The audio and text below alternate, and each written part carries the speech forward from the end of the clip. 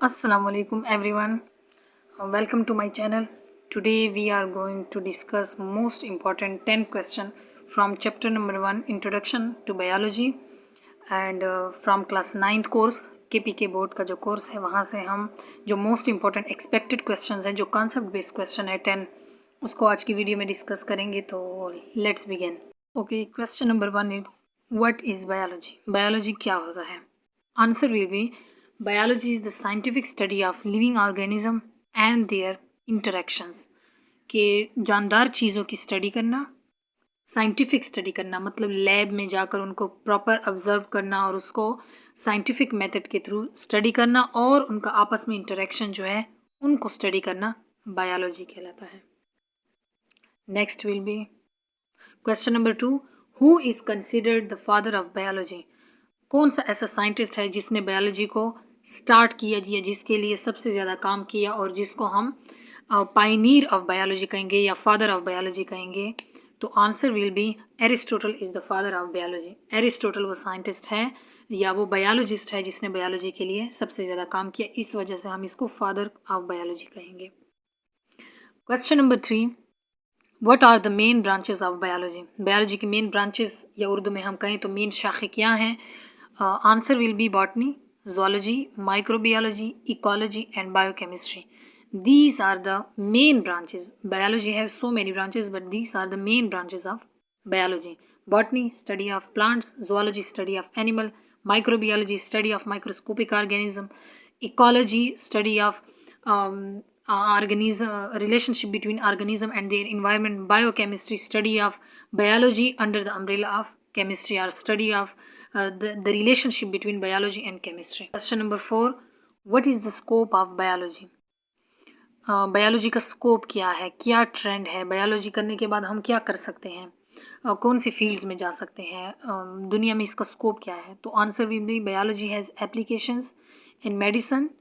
Biology की field का ताल्लुक है मेडिसन के साथ। इसके बायोलॉजी को पढ़ने के बाद हम मेडिसन की फील्ड में जा सकते हैं।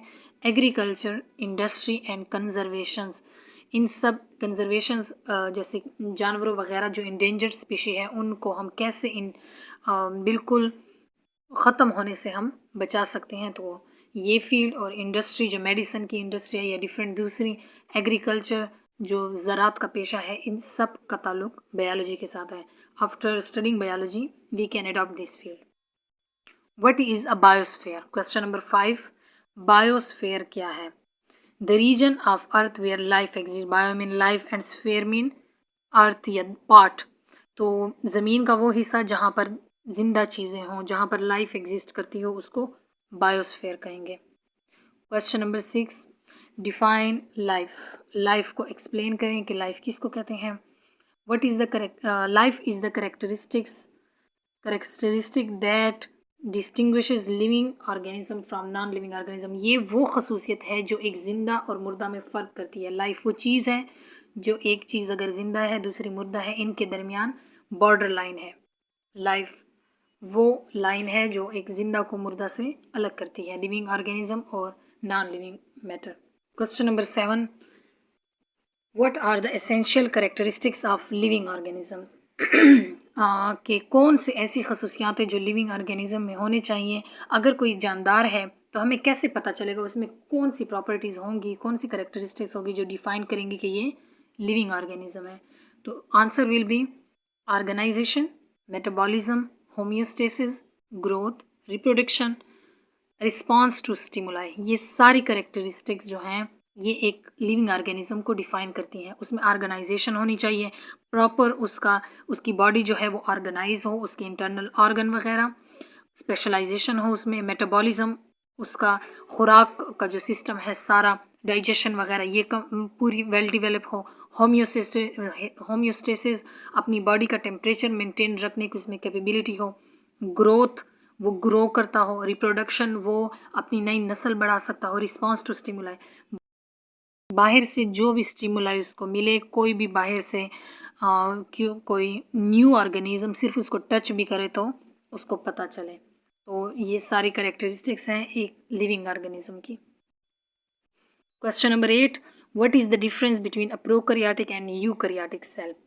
प्रोकैरियोटिक जो लफ्ज़ है इसका मतलब है before, pro mean before and eu का मतलब है मतलब जो बाद में वाले ऑर्गेनिजम्स हैं. Answer will be prokaryotic cell lack a nucleus while eukaryotic cell have a nucleus.